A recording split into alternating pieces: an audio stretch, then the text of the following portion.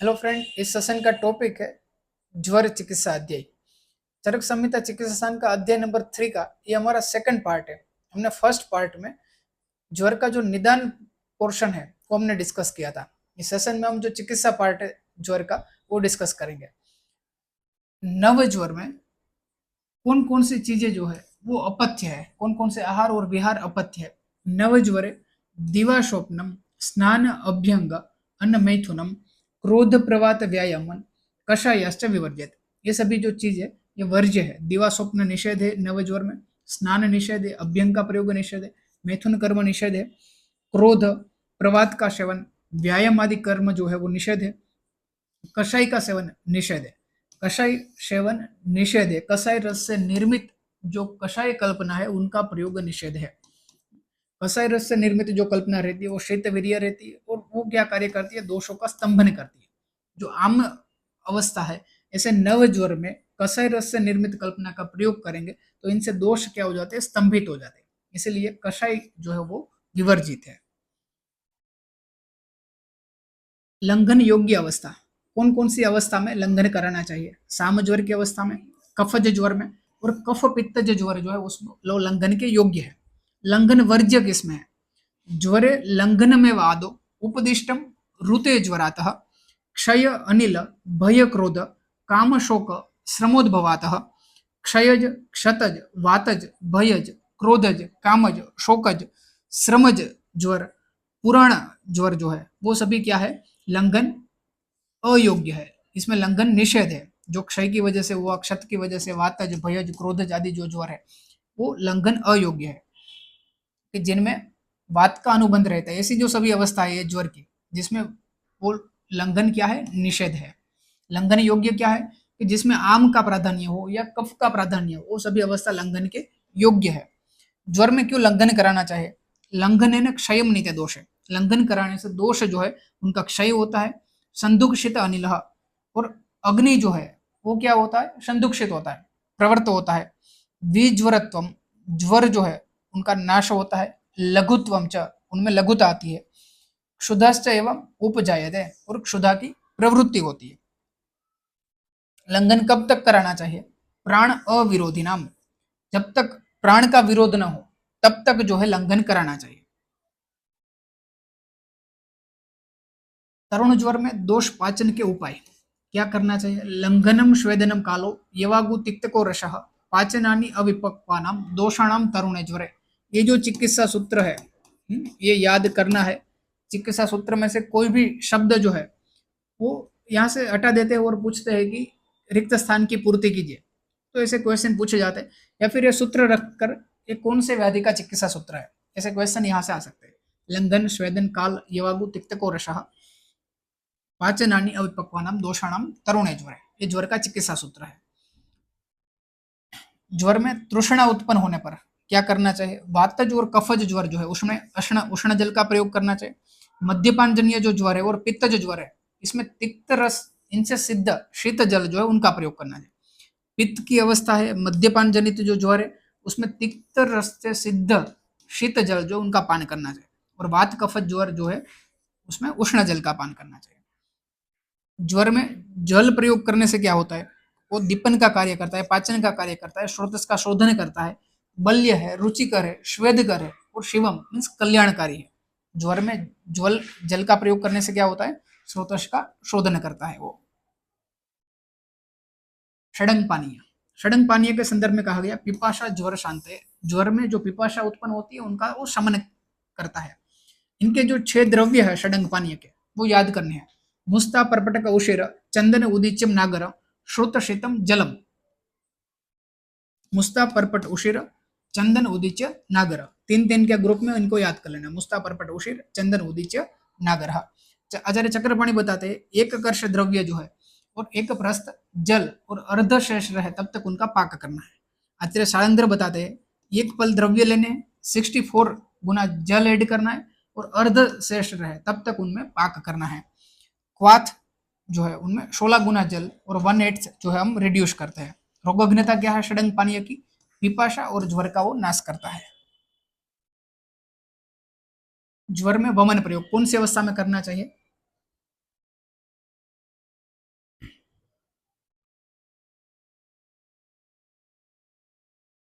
कफ प्रधान उत्क्लिष्टान दोषान आमाशय स्थितान।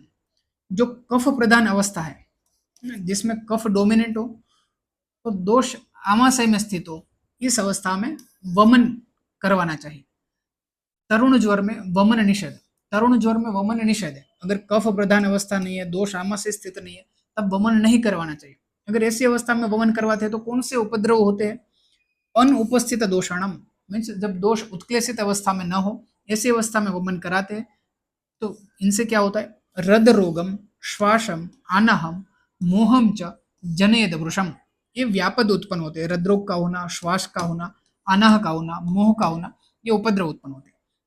यहाँ से क्वेश्चन पूछे जाते हैं, कफ प्रधान उत्कृष्टन दोष आमाशय स्थितन, इस अवस्था में कौन सा कर्म करवाने का निर्देश है? वमन।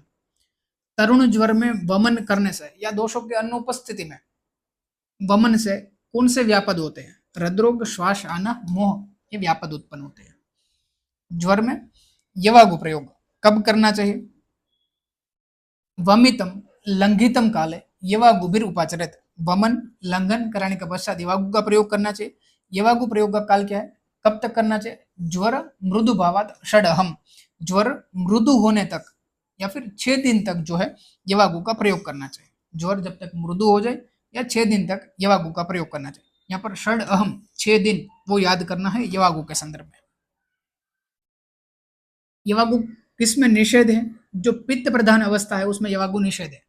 पित्तज मध्यज ज्वर में यवागु निषेध है। क्यों निषेध है? द्रव उष्णत्वात, उष्ण होने से और द्रव गुण प्रधान होने से पित्तज और मध्य ज्वर में वो निषेध है। मदात्य मध्य नित्य ग्रीष्म पित्त कफ अधिक है, ऊर्ध्वग रक्त पित्ते च यवागु न हिताज्वरः। ऐसी अवस्था में यवागु हितकर नहीं है।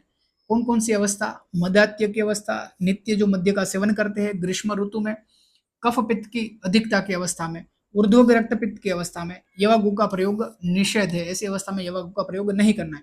ये सभी कैसी अवस्था है? उष्ण अवस्था है, पित्त प्रधान अवस्था है, जिसमें यवागु निषेध है। ये ध्यान में रखना है।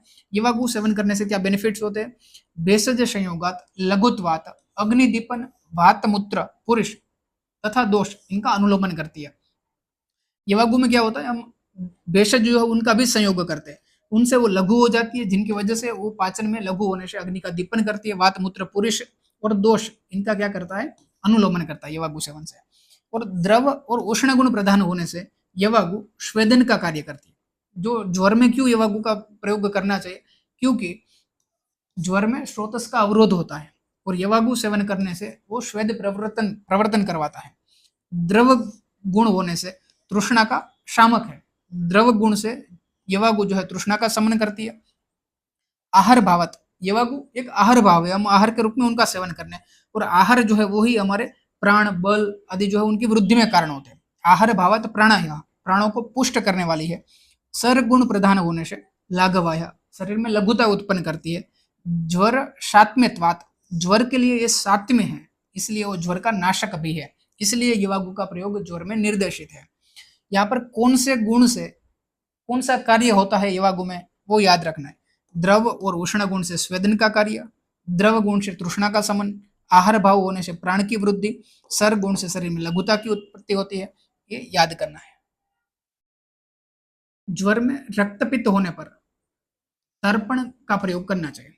ज्वर में अगर रक्तपित्त भी है, अनुबंध है, तो वहां पर तर्पण का प्रयोग करना चाहिए। ज्वर में कषाय पान जो है षडहे अतिथे, 6 दिन के बाद कषाय का पान करना चाहिए। तरुण ज्वर में कषाय प्रयोग निषेध था। नव ज्वर में हमने जो पढ़ा था, कब करना है उनका प्रयोग? 6 दिन के बाद। 6 दिन तक किसका प्रयोग बताया? यवागु का। स्तंभ्यन्ते न विपच्यन्ते कुर्वन्ति विषमम ज्वरम, अगर 6 दिन से पहले कषाय का प्रयोग करते हैं तो क्या होता है? दोषों स्तंभित हो जाते, न विपंचते, उनका पाक नहीं होता है और विषम ज्वर की उत्पत्ति होती है। दोषाबद्ध कषायण स्तंभितत्वात् तरुण ज्वर है। कषाय का प्रयोग करने से दोष जो बद्ध अवस्था में तो क्या हो जाते? दोष वो स्तंभित हो जाते, बाद में उनका पाक नहीं होता और विषम ज्वर की उत्पत्ति होती है। ज्वर में युष व मांस रस का प्रयोग कब करना है? 10 दिन तक में, 10 दिन में उनका प्रयोग करना है। ज्वर में घृतपान का निर्देश कब करना है? अतः ऊर्ध्वम कफे मंदे वात पित्त उत्तरे ज्वर, जब अतः ऊर्ध्व कफे मंदे वात पित्तोत्तरे ज्वर, कफ जब कैसे हो? मंद हो, कफ अल्प हो और वात पित्त प्रधान ज्वर हो, ऐसी अवस्था में घृत का प्रयोग करना चाहिए। घृत से वात पित्त का समान होता है और कफ की वृद्धि होती है, तो कंडीशन कैसी होनी चाहिए, इनसे विपरीत होनी चाहिए। परिपक्वेशु दोषेशु, दोष जब पक्व हो चुके हैं ऐसी अवस्था में घृतपान करना चाहिए। सर्पिष पानम यथा अमृतम, ऐसी अवस्था में सर्पी का प्रयोग अमृत के समान है। ये जो अवस्था है, घृतपान की अवस्था, क्षीरपान की अवस्था, अनुवासन बस्ती की अवस्था, सभी एक जैसे लक्षण है, इनको अच्छे से डिफ्रेंशिएट करना है। यहाँ पर परिपक्वेशु दोषेशु ये याद करना है घृतपान के लिए। 10 दिन के बाद भी अगर कफ दोष की प्रधानता है और सम्यक लंघन के लक्षण अगर नहीं मिल रहे हैं तो घृतपान जो है नहीं करवाना चाहिए, कषाय प्रयोग करने का निर्देश है। तो वहां पर किन का प्रयोग करना चाहिए, कषाय का प्रयोग करना चाहिए और दोषों का पाक करना चाहिए। मांस रस प्रयोग 10 दिन तक। क्यों मांस रस का प्रयोग करना चाहिए, एक सेंटेंस है, बलम अलम निग्रहाय दोषाणम बल कृष्ट ततः। एक सेंटेंस है कि अगर शरीर में बल है तो वो ही जो है क्या कार्य करता है, दोषाणम निग्रहाय, दोषों के समन करने के लिए शरीर में बल का होना अनिवार्य है, इसलिए बल की वृद्धि के लिए मांस रस का प्रयोग करना चाहिए। ज्वर में क्षीर प्रयोग कौन सी अवस्था में, दाह तृष्णा परितस्य वात पित्तोत्तरम ज्वरम बद्ध प्रच्युत दोषम व निरामम व। यहाँ पर कंडीशन क्या है, वात पित्तोत्तरम ज्वरम, वात पित्त प्रधान अवस्था घृत के संदर्भ में भी थी। यहाँ पर दाह और तृष्णा लक्षण याद करने, दाह और तृष्णा में क्षीर बताया गया है, दाह और तृष्णा के समन के लिए क्षीर का प्रयोग है। बद्ध प्रच्युत दोषम, जब दोष कैसे हो, बद्ध हो या प्रच्युत हो, उनका प्रवर्तन हो रहा हो ऐसी अवस्था में, और निराम अवस्था हो, दोष जब निराम अवस्था में हो तब क्षीर का प्रयोग करना है। ये अवस्था सभी याद करनी है। इनमें क्वेश्चन किस तरह से बनते हैं, आचार्य चरक मतानुसार ज्वर में निम्न में से कौन सी अवस्था में क्षीर का प्रयोग वर्णित है या क्षीर का प्रयोग वर्णित नहीं है, ये सभी ऑप्शन के रूप में रखेंगे। ऑप्शन ए दाह तृष्णा परितस्य, ऑप्शन बी वात पित्तोत्तर ज्वर, ऑप्शन सी बद्ध प्रच्युत दोष। इस तरह से ऑप्शन में रहेंगे ये सभी अवस्था, तो हमें सभी अवस्था याद होनी चाहिए। चतुर्गुण जल से क्षित दग्ध जो है वो ज्वरहर कहा गया। जो धारोष्ण दुग्ध है वो वात पित्त ज्वर नाशक बताया गया। धारोष्ण क्षीर जो है उनको वात पित्त ज्वर नाशक बताया है।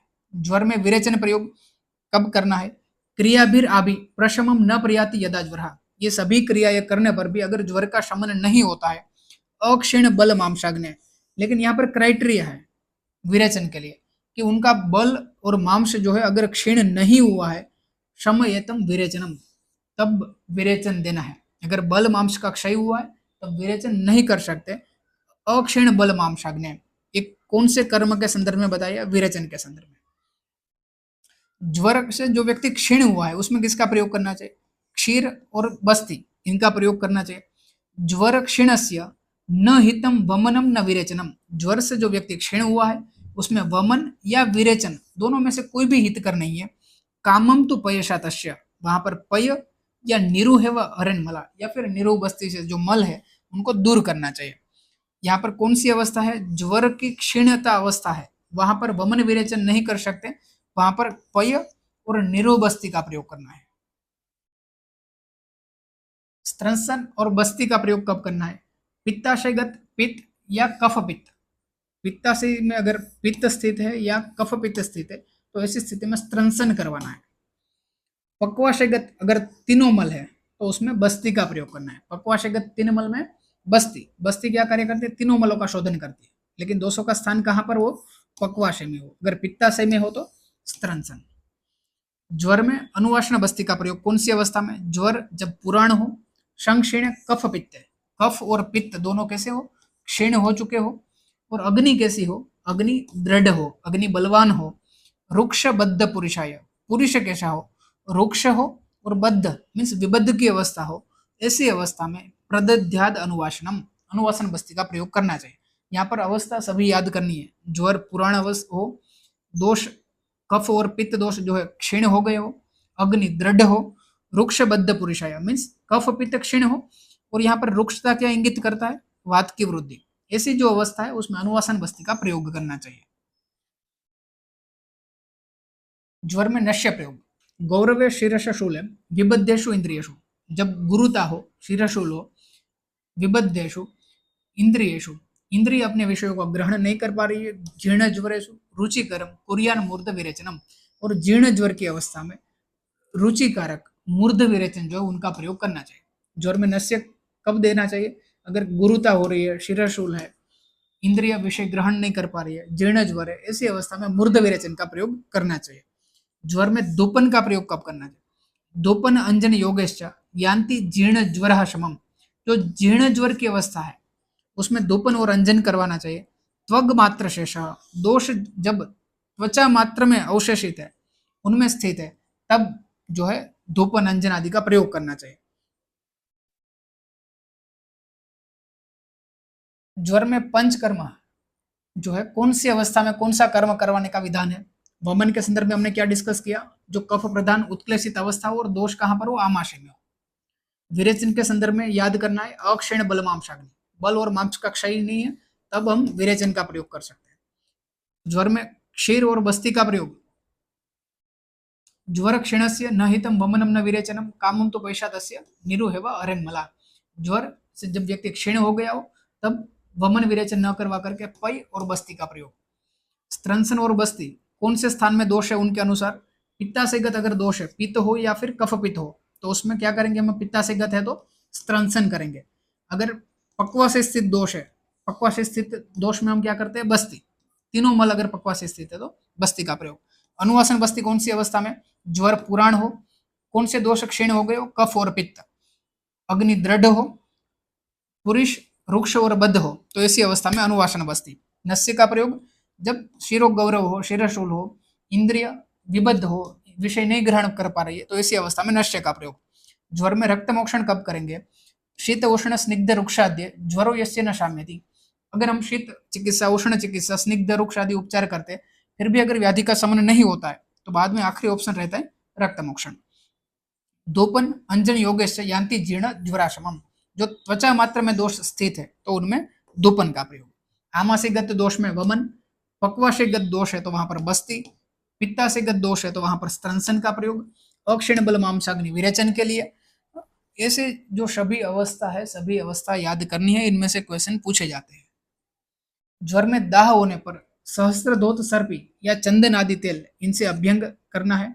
शाखा अनुसारी जो ज्वर है, शीत उष्ण स्निग्ध रुक्ष आदि चिकित्सा से अगर ज्वर का समन नहीं होता है तो वहां पर शाखा अनुसारी जो ज्वर है उनमें रक्त मोक्षण करना चाहिए। और ऐसा हमने चरक संहिता सूत्र स्थान अध्याय नंबर 24 वहां पर भी पढ़ा था कि रक्तज व्याधि क्या है। जो स्निग्ध उष्ण शीत उष्ण स्निग्ध रुक्ष उपचार करने पर भी जिनका समन नहीं होता तो वो रक्तज व्याधि, और वहां पर रक्त मोक्षण करना चाहिए। ज्वरनाशक विभिन्न अन्न पेयादि, यहाँ पर कुछ पेयादि कल्पना जो है उनका वर्णन है।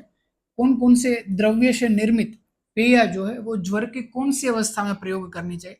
यहाँ पर ये जो ज्वर के लिए कुछ विशेष अवस्था और उनके लिए जो द्रव्य का वर्णन है, इन द्रव्य से निर्मित पेय का प्रयोग करना चाहिए, वो द्रव्य हमें याद करने हैं। सभी द्रव्य याद नहीं करने हैं, लेकिन वो द्रव्य से हमें जो ये अवस्था है वो याद आनी चाहिए एग्जाम में। जैसे फर्स्ट अवस्था है क्षुधावान अल्प अग्निर आदित ज्वरी, ऐसे ज्वर की जो अवस्था है कि जिसमें क्षुधा हो, अल्प अग्नि की अवस्था हो, इसमें लाजा पेय का प्रयोग करना है। पिपली नागर श्रुतम, पिपली और नागर द्रव्य से निर्मित लाजा पेय जो है इनका प्रयोग इस अवस्था में करना है। अम्ल अभिलाषी, जो अम्ल आहार द्रव्य सेवन करने की इच्छा होती है, ऐसे जो ज्वरी पेशेंट है उसमें दाडिम अम्ल नागर ऐसे द्रव्य से निर्मित पेय का प्रयोग करना चाहिए। सृष्टवित्त वित्त पैतिको, वित्त प्रधान अवस्था में, और सृष्टवित्त मीन्स अतिसार जैसी जो अवस्था है उसमें दाडिम अम्ल स नागरम शीता मधुयुक्ताम पिबेत, यहाँ पर दाडिम है, नागर है, ये कैसे द्रव्य है? ग्राही द्रव्य है, ये अग्नि का दीपन करते हैं और ग्राही है। तो यहाँ पर सृष्ट वित्त की अवस्था में ये द्रव्य से निर्मित पेय का वर्णन है।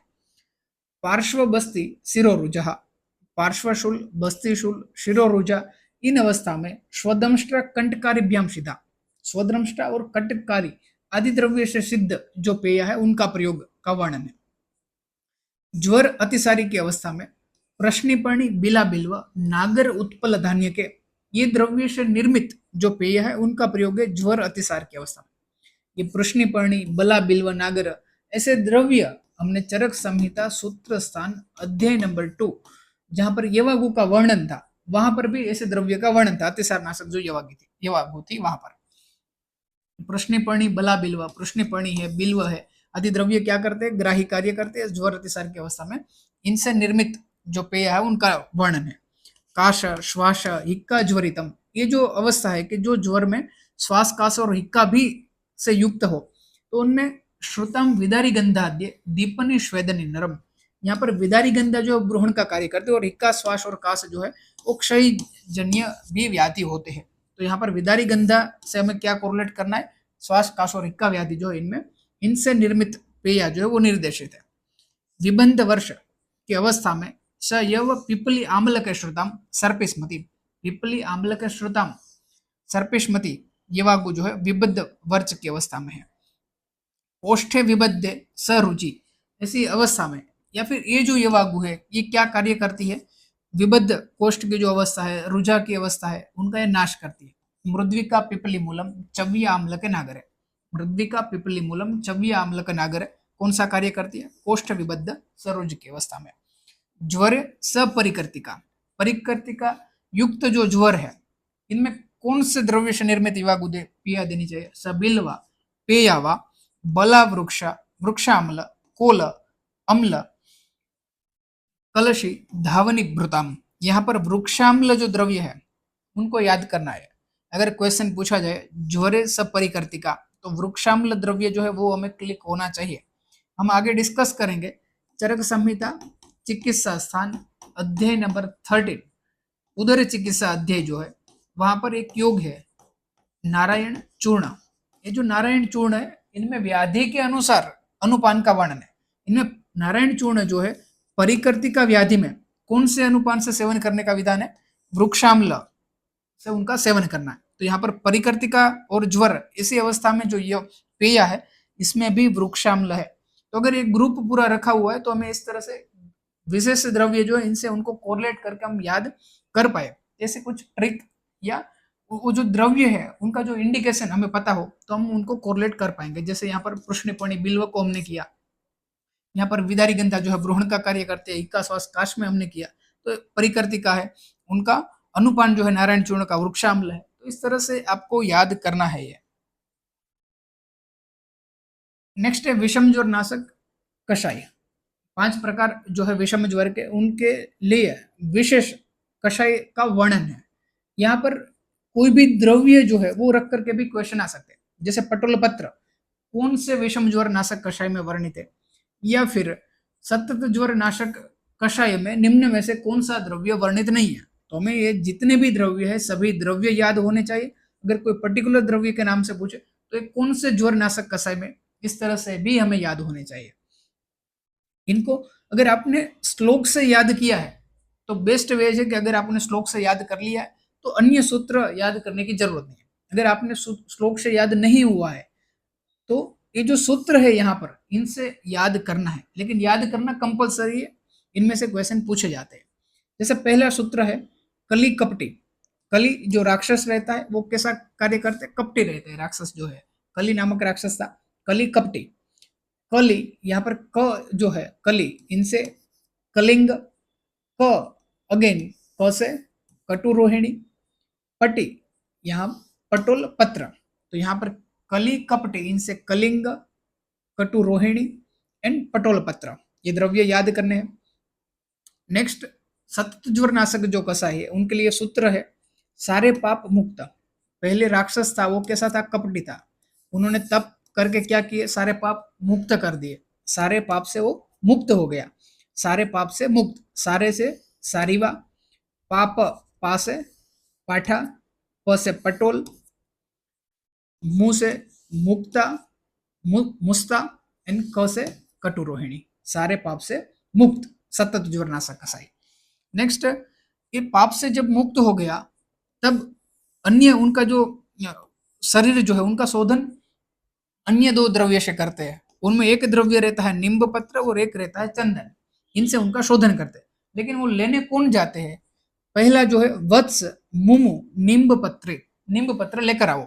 इसे जो इनका शोधन करते हैं वो कौन रहते हैं? आचार्य गुरु रहते हैं। वो बोलते हैं वत्स मुमु निम्ब पत्र लेकर आओ, वत्स मुमु निम्ब पत्र लेकर आओ। वत्स છે વત્સક, મૃદ્વિકા, મુસ્તા, निम्ब से निम्ब पत्र, प से पटोल और त्र से त्रिफला, निम्ब पत्री, निम्ब पत्र लेकर आओ। तो इस तरह से वत्स मुमु निम्ब पत्र लाओ, इनसे हमें ये द्रव्य याद करने हैं। नेक्स्ट दूसरे कौन से द्रव्य से उनका शोधन करते हैं? चंदन से करते हैं। लेकिन चंदन लेने कौन जाता है? अमृता ने किराए पर विश्व चंदन लिया। किसने चंदन लिया? अमृता ने लिया। लेकिन कैसे चंदन लिया? चंदन महंगा रहता है तो उसने किराए पर लिया। लेकिन चंदन की भी कौन सी जाति ली? विशेष जाति जो है विश्व चंदन, वो उन्होंने परचेज किया। अमृता ने किराए पर विश्व चंदन लिया। तो अमृता से यहाँ पर अमृता, किराए से किरातिक्त, विश्व से विश्व भेषज और चंदन से चंदन। ये द्रव्य हमें याद करने तृतीय के ज्वर के लिए। और ये सभी जो कार्य था, जो पहले राक्षस था कली नामक, वो कपटी था, बाद में वो सारे पाप से मुक्त हो गया। उनको पाप से मुक्त होने के पश्चात उनके देह की शुद्धि के लिए जो गुरु जी है वो क्या कहते हैं? वत्स मुमु तुम निम्ब पत्र लेकर आओ। और अमृता जो है वो क्या करती है? किराए पे विश्वचंदन लेकर आती है। और ये सभी कार्य किसके आधार पे होता है? किसके बेसिस पे होता है? जो आप्तोपदेश है, आगम शास्त्र जो है, उनके आधार पर वो पढ़कर किया जाता है। तो आखिरी में इनका आधार है आगम। आ से आमलकी, ग से गुडुची, म से मुस्ता। मीन्स ये चतुर्थ ज्वर के 3 द्रव्य है। इस तरह से सभी द्रव्य याद करने हैं। नेक्स्ट षट्यादि को वर्ग, ऐसे एक वर्ग का वर्णन है जो सन्निपात ज्वर नाशक बताया गया है। कौन सा वर्ग? षट्यादि वर्ग। नेक्स्ट है बृहत्यादि गण। बृहत्यादि गण को सन्निपात ज्वरहर कहा गया है। बृहत्यादि गण भी सन्निपात ज्वर नाशक और षट्यादि वर्ग भी सन्निपात ज्वर नाशक। ज्वर में विभिन्न प्रकार के क्षीरपाक का वर्णन बताया है, जिसमें पंचमूल से सिद्ध जो क्षीरपाक है उनको उनके बारे में बताया। काश, श्वास, शीरशूला, पार्श्वशूलानी, चीरज्वरात, इनका ये नाश करता है। काश, श्वास, शीरशूल, पार्श्वशूल, इन सभी का ये नाश करता है। पंचमूल सिद्ध जो क्षीरपाक है वो। एरंडमूल आदि से जो सिद्ध क्षीरपाक है वो ज्वरात सब परिकर्तिकात, ज्वर और परिकर्तिका इनका नाश करता है। कौन सा क्षीरपाक है? एरंडमूलादि क्षीरपाक। त्रिकंटकादि क्षीरपाक जो है वर्चो मूत्र विबंधग्नम सोफ ज्वर हरम कहा गया है। त्रिकंटक जो है उनके बारे में कहा है वर्चो मूत्र विबंधग्न, वर्च मूत्र जो विबंध है इनका ये नाश करता है, और शोफ इनका भी ये नाश करता है। त्रिकंटक आदि। नागरादि क्षीरपाक जो है पिपाशा ज्वर शांतये, पिपाशा ज्वर शांतये पहले भी कोई एक युग था, किसके बारे में बताया था? षडंग पानीय जो था, षडंग पानीय, उनके बारे में भी कहा था पिपाशा ज्वर शांतये। नागरादि सिद्ध जो क्षीरपाक है वो भी पिपाशा ज्वर नाशन बताया है। वात पित्त ज्वर में धारोषण पय जो है वो हितकर है। धारोषण क्षीर जो रहता है वो वात पित्त ज्वर का नाशक बताया। और चतुर्गुण जल से पकाए गए जो क्षीर है वो भी वात पित्त ज्वर नाशक बताया गया है। जीर्ण ज्वरणम सर्वेशम पय प्रशमनम परम, यहाँ पर पय और शर्पी ऐसे 2 रेफरेंस है और इनका रेफरेंस याद करना है। जीर्ण ज्वर में पय जो है प्रशमन हेतु परम श्रेष्ठ कहा गया है। कहां पर? चरक संहिता चिकित्सा स्थान अध्याय नंबर 3 में। जीर्ण ज्वरेषु सर्वेषु एवं सर्पिष एव पानम प्रशस्यते, सर्पी पान प्रशस्त है। प्रशस्त कहां पर बताया गया? निदान स्थान में। किसको? सर्पी को। सर्पी को प्रशस्त कहा है और पय परम बताया गया है। ये ध्यान में रखना है, दोनों का रेफरेंस चरक चिकित्सा शास्त्री में और चरक निदान 1 में। वैसे चरक संहिता चिकित्सा शास्त्री में पय और क्षीर दोनों के, पय एंड घृत दोनों के संदर्भ में ऐसा वर्णन है जीर्ण ज्वर में। लेकिन ये सूत्र रख करके अगर क्वेश्चन पूछते हैं तो हमें रेफरेंस पता होना चाहिए कि यहाँ पर पय विधान रहेगा या क्षीर रहेगा। दाह ज्वर की अवस्था में सहस्त्रदोत घृत या चंदन आदि तेल जो है इनसे अभ्यंग करने का विधान है। सहस्त्रदोत घृत जो है वो भी दाह का शमन करता है, चंदन आदि तेल भी दाह का शमन करता है। चंदन आदि तेल अभ्यंग से सद्यो दाह ज्वरम अपनयति, इनका नाश होता है। अगरु आदि तेल जो है इनका अभ्यंग करने से वो शीत ज्वर प्रशाम्यति, शीत ज्वर का शमन करता है। अगरू उष्ण रहता है, वो शीत ज्वर का शमन करता है। शस्त्रदोत घृत एंड चंदन दोनों शीत रहते हैं, वो दाह जो है उनका नाश करता है। निरम ज्वर जो है उनका पाक काल कितना रहता है, जैसे हमने डिस्कस किया था, सप्ताह नहीं पच्यन्ते सप्त धातुगता मलहा, सात तो धातुगत जो मल है उनका पाचन 7 दिन में, 7 दिन में होता है। निरामयश्च अप्यन्ते प्रोक्ता ज्वरम प्रायो अष्टमे अहनि, 8 दिन के पश्चात वो निराम अवस्था प्राप्त करता है। इसलिए ज्वर की निराम अवस्था कौन से दिन पर है? 8वें दिन पर है। वात ज्वर की चिकित्सा में क्या क्या करना है? कषाय पान, मांस रस से भोजन करना है, और जीर्ण ज्वर की जो चिकित्सा है वो प्रयोग करनी है। ज्वर में घृत प्रयोग, कषाय वमने लंघने लंगु लघु भोजने ये न शाम्यति, कषाय का प्रयोग करने पर, वमन कराने पर, लंघन का प्रयोग करने पर और लघु भोजन देने पर भी ये न शाम्यति, अगर ज्वर का नाश नहीं होता है, सर्पिस तेषाम विषज्जितम, तो इस अवस्था में सर्पी जो है वो द्रव्य का प्रयोग करना चाहिए चिकित्सा हेतु। पिप्पल्यादि घृत जो है जीर्ण ज्वर नाशक और हलीमक और अंसभिताक नाशक बताया गया है। पिप्पल्यादि घृत जीर्ण ज्वर नाशक बताया गया है। ऐसे जो कुछ योग है पर्टिकुलर कोई ज्वर के लिए तो याद करना है, जीर्ण ज्वर नाशक पिप्पल्यादि घृत है और वाषादि घृत दोनों जीर्ण ज्वर नाशक बताए गए हैं। सन्निपात ज्वर चिकित्सा सूत्र, वर्धनेन एक दोषस्य क्षपणेन उश्रितस्य वा कफ स्थान अनुपूर्व्य वा सन्निपात ज्वरम चेत। यहाँ पर कफ स्थान अनुपूर्व्य वा, कफ स्थान की प्रथम चिकित्सा करनी है। ये कौन से ज्वर के संदर्भ में बताया? सन्निपात ज्वर के संदर्भ में बताया गया। इनका रेफरेंस चरक संहिता चिकित्सा स्थान अध्याय नंबर 3। कफ स्थान अनुपूर्व्य चिकित्सा कौन से व्याधि के संदर्भ में कहा गया? सन्निपात ज्वर के संदर्भ में। एक दोष की वृद्धि करके या क्षपण उश्रित या फिर जो उश्रित है उनका क्षपण करके सन्निपात ज्वर जो है उनकी चिकित्सा करनी चाहिए।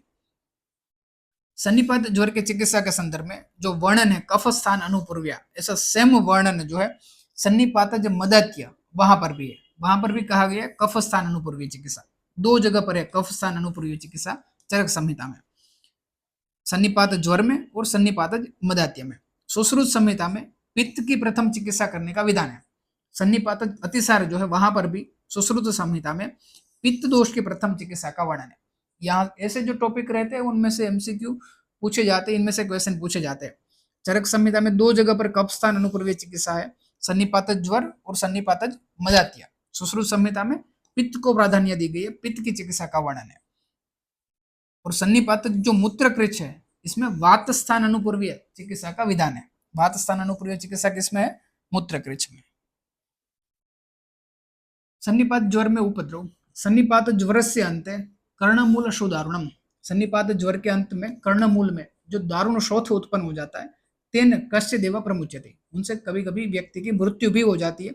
ऐसे कर्णमूली शोथ में क्या चिकित्सा करनी चाहिए? रक्त अवसेचन, रक्त मोक्षण करना चाहिए, सर्पी का पान करना चाहिए, प्रदेह कफ पित्तघ्न, कफ पित्तक नाशक, कफ पित्त दोष नाशक जो प्रदेह है उनका प्रयोग करना चाहिए, नावन निश्चय करना चाहिए, कवल का प्रयोग करना चाहिए। जितने भी उपक्रम है सभी उपक्रम याद करने। कर्णमूली शोथ की चिकित्सा में निम्न में से कौन सा उपक्रम वर्णित है, कौन सा उपक्रम वर्णित नहीं है, इस तरह से क्वेश्चन यहां से बनते हैं। ज्वर में रक्त मोक्षण कौन सी अवस्था में? शीत उष्ण स्निग्ध रुक्षाद्य ज्वरो यश्य न शाम्यति विसर्प अभिघात, ऐसी जो अवस्था है जहां पर शीत उष्ण चिकित्सा करे, स्निग्ध रुक्ष चिकित्सा करे, फिर भी अगर ज्वर का समन नहीं होता है तो वहां पर क्या चिकित्सा करनी चाहिए? रक्त मोक्षण करना चाहिए। हमने ऐसा सेम चरक संहिता सूत्र स्थान अध्याय नंबर 24 में भी पढ़ा था कि कोई व्याधि है, इनमें अगर शीत उष्ण स्निग्ध रुक्ष उपचार करने पर भी उनका समन नहीं होता है तो हम क्या कंसिडर करते हैं कि रक्तज व्याधि है, और वहां पर हम रक्त की चिकित्सा करते हैं, रक्त मोक्षण आदि चिकित्सा करते हैं। यहाँ पर भी सेम है। विसर्प अभिघात विस्फोट जन्य जो ज्वर है इसमें घृतपान करने का विधान है। विसर्प जो है विस्फोट है, पित्त प्रधान अवस्था है, अभिघात है वात प्रधान अवस्था है, वात पित्त नाशक उपक्रम करना चाहिए। जो घृतपान जो है वो कैसा है? घृत वात पित्त दोनों दोषों का शमन करता है। विषम ज्वर का चिकित्सा सूत्र है कर्म साधारण जहिया तृतीयक चतुर्थक है। तृतीयक एंड चतुर्थक ज्वर में साधारण कर्म करने का विधान है। साधारण कर्म देव वपाश युक्तियों से चिकित्सा और साधारण से त्रिदोष शामक चिकित्सा जो है वो करनी है। प्रायः विषम ज्वर इसमें आगंतु का अनुबंध रहता है और सन्निपातज रहते हैं। ऐसे क्वेश्चन पूछे जाते हैं। विषम ज्वर में किसका अनुबंध रहता है? आगंतुज का अनुबंध रहता है, आगंतुका, और वो सन्निपातज रहते हैं। चरणायुधा का मांस जो है उनका प्रयोग विषम ज्वर में करना चाहिए। षटपल घृत का प्रयोग निर्देशित है। अभया, हरितकी, त्रिफला कषाय जो है उनका प्रयोग करना चाहिए। गुडुचि कषाय जो है उनका निर्देश है विषम ज्वर में। देव्यपाशय चिकित्सा में मणि नाम, औषधि नाम आदि विशेष मणि जो उनका धारण करना, ये देव्यपाशय चिकित्सा जो उनका प्रयोग करना चाहिए। मातृगणम ईश्वरम, भगवान शंकर जो है इनकी पूजा का विधान है। विष्णु सहस्त्र स्तोत्र जो है उनका पाठ करना चाहिए। विष्णु सहस्त्र स्तोत्र का पाठ विषम ज्वर चिकित्सा में निर्देशित है। एक क्वेश्चन एंट्रेंस एग्जाम में पूछे जाते हैं। ज्वर वेग कालीन चिकित्सा में जब ज्वर का वेग उपस्थित होता है तब कौन सी चिकित्सा करनी चाहिए? वेग काल में आस्थापन बस्ती देनी चाहिए और यापन बस्ती का प्रयोग करना चाहिए। वेग काल में आस्थापन बस्ती है, यापन बस्ती। धातुगत ज्वर की चिकित्सा में रस धातुगत जो ज्वर है उनमें वमन एंड उपवास करवाना है। रक्त धातुगत ज्वर में शेक, प्रदेह, शमन चिकित्सा करनी है। मांस मेदगत में विरेचन एंड उपवास चिकित्सा। अस्थि मज्जागत ज्वर में निरुह एंड अनुवासन। यहाँ पर पहले वमन है, उपवास दो जगह पर है, रसगत में एंड मांस मेदगत में। वमन देन समन है, बाद में वमन समन देन विरेचन एंड निरुह एंड अनुवासन। वमन देन शमन चिकित्सा देन विरेचन देन निरुह एंड अनुवासन। रस, रक्त, मांसमेद, अस्थि मज्जा। यहाँ पर मांसमेद और अस्थि मज्जा दोनों साथ साथ में ध्यान में रखना है। आगंतुक ज्वर की चिकित्सा में जो 4 प्रकार है, अभिशाप, अभिचारज, अभिसंगत ज्वर, इनमें देव व्यापार से चिकित्सा करनी है। और जो अभिघात ज्वर है इसमें सर्पी का प्रयोग करना है, सर्पी से अभ्यंग करना है, रक्त मोक्षण करना है, साथ में मद्यपान करना है और मांस रस ओदन का प्रयोग करना है। अभिघात जहां पर भी इंजरी होती है वहां पर वात पित्त दोष जो उनका प्राधान्यता रहती है, वहां पर सर्पी का प्रयोग करना है, सर्पी से अभ्यंग करना है। और रक्त भी इन्वॉल्व रहता है। हमने अभिघात में क्या पढ़ा था? वात प्लस रक्त। तो रक्त के लिए यहाँ पर रक्त मोक्षण करना है और मद्यपान। अभिघात कोई भी इंजरी होती है वहां पर वेदना होती है, तो वेदना के शमन के लिए मद्यपान प्रयोग करना है। और क्षय की अवस्था है, वात का प्रकोप है, तो वहां पर हीलिंग के लिए मांस रस जो है उनका भोजन करना है। क्षतज एवं व्रणजन्य जो ज्वर है वहां पर क्षत व्रण की चिकित्सा करनी है। कामज, शोकज और भयज ज्वर में आश्वासन, इष्ट लाभ, जो इच्छित चीज है उनकी प्राप्ति कराना, वात का शमन करना, ये चिकित्सा करनी है। काम, शोक और भय, इनमें वात दोष का प्रकोप होता है तीनों में, कामज, शोकज एंड भयज ज्वर में, तो इसमें वात नाशक उपक्रम करने हैं। जो क्रोधज ज्वर है उसमें पित्त दोष का प्रकोप होता है, तो इसमें पित्तघ्न चिकित्सा करनी है। और काम्य अर्थ है मनोगेश, जो मनो अनुकूल प्रिय वस्तु है उनकी प्राप्ति करानी है क्रोध ज्वर में। कामत क्रोध ज्वर नाश, काम से क्रोध जो ज्वर है उनका नाश हो जाता है। अगर क्रोध है तो उनका नाश काम से होता है। क्रोधात काम समुद्भव नाश, जो काम से उत्पन्न जो ज्वर हुआ है वहां पर क्रोध से उनका नाश हो जाता है। भय, शोक, उनसे उत्पन्न जो ज्वर है उनका काम और क्रोध से शांत हो जाते हैं। तो काम से उत्पन्न ज्वर का क्रोध से, क्रोध से उत्पन्न ज्वर का काम से नाश होता है। भय, शोक से उत्पन्न जो ज्वर है उनका काम क्रोध से समन होता है। ज्वर में देव व्यपाशय चिकित्सा जो हमने आगे पढ़ा, स मातृगुणम ईश्वरम, भगवान सोम जो है शिव जी, उनके अनुचरों सहित मातृगण के साथ उनकी पूजा करने का विधान विषम ज्वर की चिकित्सा में बताया। विष्णु सहस्त्र जो है उनके पाठ, उनके स्तोत्र का विधान विषम ज्वर की चिकित्सा में है। विष्णु सहस्त्र नाम जप जो है उनको सर्वज्वर नाशक बताया गया है। विष्णु सहस्त्र नाम जप से सर्वज्वर का नाश होता है।